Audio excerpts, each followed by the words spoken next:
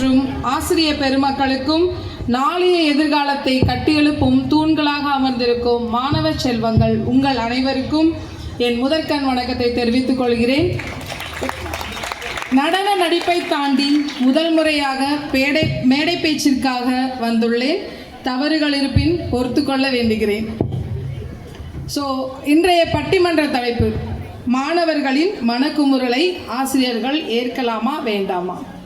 நான் மறுக்கலாமே என்ற அணிக்கு முதல் வாதத்தை எடுத்து வைக்க இருக்கிறேன். அவங்க சொன்ன அதே ஸ்டோரி, ஆனால் அதே ஸ்டோரி இல்லை, ஸ்டோரி அது கொஞ்சம் மாற்றி. ஒரு காட்டில் சிங்கம் இருந்தது. அந்த சிங்கத்துக்கு ஒரே கவலை. சிங்கம்னா உங்களுக்கு தெரியும், காட்டோட ராஜா. அந்த ராஜாவுக்கு யாரை பார்த்து பயப்படணுன்ற அவசியமே கிடையாது. ஆனால் அது பயப்பட்டது, ஒரே ஒரு விஷயத்துக்காக பயப்பட்டது. கோழி கூவுது இல்லையா, அந்த கோழி கூவுற சத்தத்துக்கு அது பயப்படுது. அது நான் இவ்வளோ காட்டுக்கே ராஜாவாக இருக்கேன், இது போய்க்கு நான் பயப்படுறேனேன்னு சொல்லிட்டு அது ரொம்ப அப்படியே கவலையோடு நடந்து வரும்போது அங்கேருந்து ஒரு யானை வந்தது. அந்த யானையை பார்த்து சிங்கம் கேட்டது, ஹே ஜம்பு, நீ இவ்வளோ பெருசாக இருக்க, நீ எதுக்குமே பயப்பட தேவையில்லைல்ல. ஆனால் பாரு, நான் ஒரு சின்ன விஷயத்துக்கு கவலைப்படுறேனேன்னு. அந்த யானை எப்படி வந்ததுன்னா அதோட காதை ஆட்டி ஆட்டி வந்துட்டு இருந்தது. ஏன் ஆட்டுது அப்படின்னா, அதுக்கு யானை சொல்லுது, நீ வேறப்பா, எனக்கும் கவலை இருக்குப்பா. ஒரு சின்ன குளவி அது என் காதுக்குள்ளே போயிடுச்சு அப்படின்னா எனக்கு உயிரே போயிடு வழி. அப்போ சிங்கம் நினச்சது, இப்போ நமக்கு தான் கவலையா, மீதி யாருக்குமே கவலை இல்லையா, இல்லை எல்லாருக்கும் கவலை இருக்கா? இந்த கதையோட மாறலை பின்னாடி சொல்கிறேன், சரியா? இந்த கதையிலிருந்து கவலைகள் எல்லாருக்குமே உண்டு தான். மாணவ செல்வங்கள் உங்களுக்கு கண்டிப்பாக கவலைகள் இருக்கும், மனக்குமுறல்கள் இருக்கும். அதை தாண்டி ஆசிரியர்கள் எங்களுக்கு எவ்வளோ குமுறல் இருக்குது அப்படிங்கிறத நான் சொல்கிறேன். முதல்ல உங்களோட ஒழுக்கத்திலேருந்து ஸ்டார்ட் பண்ணலாம். பள்ளிங்கிறது என்ன நடுவர் அவர்களே? பள்ளிக்கூடம் எதுக்கு? பள்ளிக்கூடம் பாடம் கற்றுக்கிறதுக்கு. வேற அவங்கக்கிட்டே கேளுங்களேன், சொல்லுங்க. பள்ளி என்பது எதற்கு? ஒழுக்கத்தை கற்றுக்கிறதுக்கு, படிக்கிறதுக்கு, நல்ல திறனை வளர்த்துக்கிறதுக்கு, ஃபிசிக்கல் எஜுகேஷனுக்காக. இதுக்கு தான் பள்ளி, சரியா? இப்போ தெரியுதா நான் ஏன் சொல்லலைன்ட்டுன்னு? பல நடுவர்கள் இருக்காங்க அங்கே. அந்த பள்ளி நமக்கு ஒரு ஒழுங்குமுறையை வகுத்து கொடுத்துருக்கு இல்லையா? எத்தனை பேர் அந்த ஒழுங்குமுறையை நீங்கள் கடைபிடிக்கிறீங்க? முதல்ல உங்களோட ஆடையிலிருந்து ஆரம்பிக்கலாம். சில பேர் போடுற ட்ரெஸ்ஸு, பேண்ட்டு தச்சுட்டு போடுவியா இல்லை போட்டுட்டு தப்பியானே தெரியாது. பேண்ட் அப்படியே போனோம்னா இறுக்கி கிழிச்சிடும், அப்படி ஒரு பேண்ட்டு. ஒயிட் சாக்ஸுன்னு ஒன்று கொடுத்துருக்காங்க. நானே நிறைய பேரை ப்ரேயரில் பிடிச்சிருக்கேன். முடிஞ்ச அளவு கலர் சாக்ஸு. ஸ்கூலுக்குன்னு ஒரு ஷூ கொடுத்துருக்காங்க, அதை போடுறதில்ல. நிறைய பேரோட ஐடி கார்டு ஸ்கேலாக மட்டும்தான் இருக்குது. இதை நம்ம சொல்லி உங்களை ப்ரேயரில் நிற்க வச்சா உடனே சிலர் என்ன பண்ணுவாங்கன்னா அதில் பழகி ஊறி போயிட்டீங்க. சில பேர் ரொம்ப ஃபீலிங்காக, மேம் எல்லாரும் முன்னாடி என்னை நிற்க வச்சுட்டீங்க, எங்களுக்கு எவ்வளோ கஷ்டமாக இருக்குது அப்படின்னா. ஒழுக்கக்கேடை ஒரு நாளும் இந்த ஸ்கூல் வகுத்திருக்க விதியிலேருந்து ஒரு நேரம் நீங்கள் மாறுறீங்க அப்படின்னா அதை நாங்கள் எப்படி ஏற்றுக்க முடியும்? அந்த கருத்தை, உங்களோட மனக்குமுறலை நாங்கள் எப்படி ஏற்றுக்க முடியும்? இது என்னோட முதல் பாயிண்ட். செகண்டு, லேட்டாக வருது. ஸ்பெஷல் கிளாஸ்க்கு எத்தனை மணிக்கு ஸ்பெஷல் கிளாஸ்ன்னே தெரியல இது வரைக்கும். எத்தனை மணிக்கு special class? 8 o'clock special class. நம்ம வர்றது பொறுமையாக 8:05, 8:10, 8:15, 20, இப்போ போயிடுச்சு 9 மணி வரைக்கும் கூட போயிடுச்சு. நமக்கு எதுக்கு அந்த ஸ்பெஷல் கிளாஸ் அப்படின்னா, உங்களோட திறனை வளர்த்துக்கிறதுக்காகவும் உங்களுக்கு எக்ஸ்ட்ரா ஒரு படிப்பை கொடுக்கணும் அப்படிங்கிறதுக்காக தான் இந்த 10, 11, 12க்கு ஸ்பெஷல் கிளாஸ். அதை நம்ம பொறுமையாக ஆடி அசைஞ்சு வருவோம். ஒரு நாள் காரணம் சொல்லலாம், 2 நாள் காரணம் சொல்லலாம். உங்களுடைய காரணங்களை அடுக்கணும் அப்படின்னா எப்படி அடுக்கலாம் அப்படின்னா, எப்படி இருக்கும்? 2வது தெருவில் இருப்பாங்க, அவங்க சொல்லுவாங்க, மேம் ஹெவி டிராஃபிக் மேம். காக்கா கூட வராத அந்த தெருவுக்கு ஹெவி டிராஃபிக்காக இருக்கும். செத்த பாட்டி 3வது முறையாக சாவாங்க, செத்த தாத்தா 20வது முறையாக சாவாங்க. யாரெல்லாம் ஆல்ரெடி செத்தாங்களோ திரும்பி செத்துக்கிட்டே இருப்பாங்க. இப்போ ரொம்ப டேரிங்காக நாங்கள் தூங்கிட்டோம் மேம், அப்போ தான் ஒன்றும் சொல்ல முடியாது, தூங்கிட்டோம் மேம்.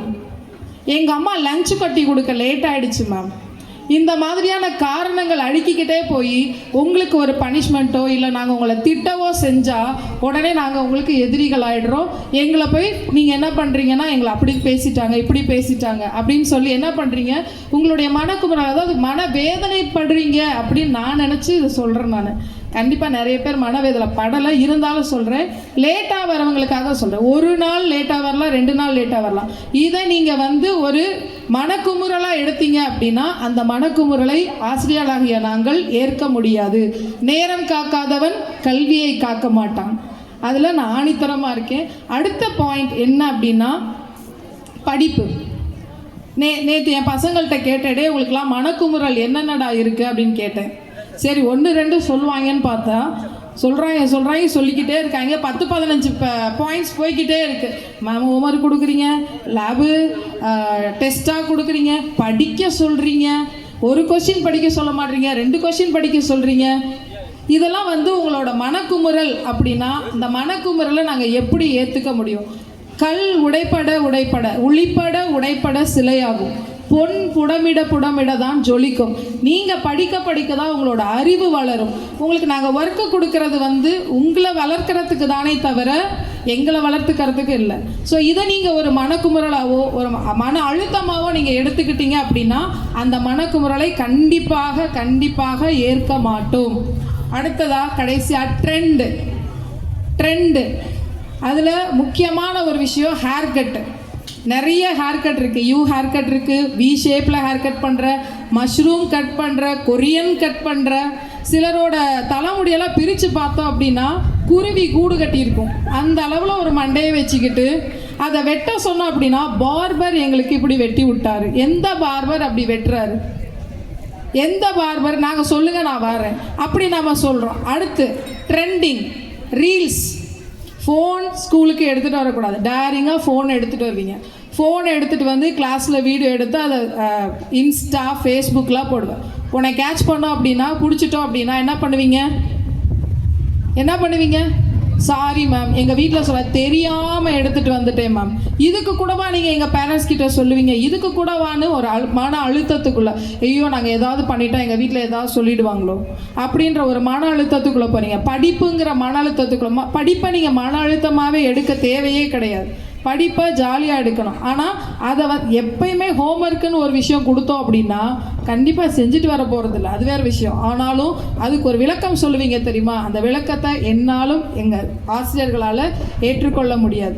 ரீல்ஸ் பார்க்குறது, ரீல்ஸ் பண்ணுறது, இது இப்போ ஒரு ட்ரெண்ட் ஆகிக்கிட்டு இருக்குல்ல, நாக்கை நீட்டி ஏதோ ஒன்று, அது ஒரு புல்லிங்கோ மாடல், அதெல்லாம் நிறைய ஃபாலோ பண்ணுறீங்க. அந்த மாதிரியான விஷயங்கள் செய்யும்போது அதை செய்யாதீங்கன்னு தடுக்கும்போது ஒரு கோபம், அந்த கோபம் என்ன அது ஆற்றாமையாக மாறுது. ஆற்றாமை மனக்கவலையாக மாறுது, மனக்குமுறலாக மாறுது.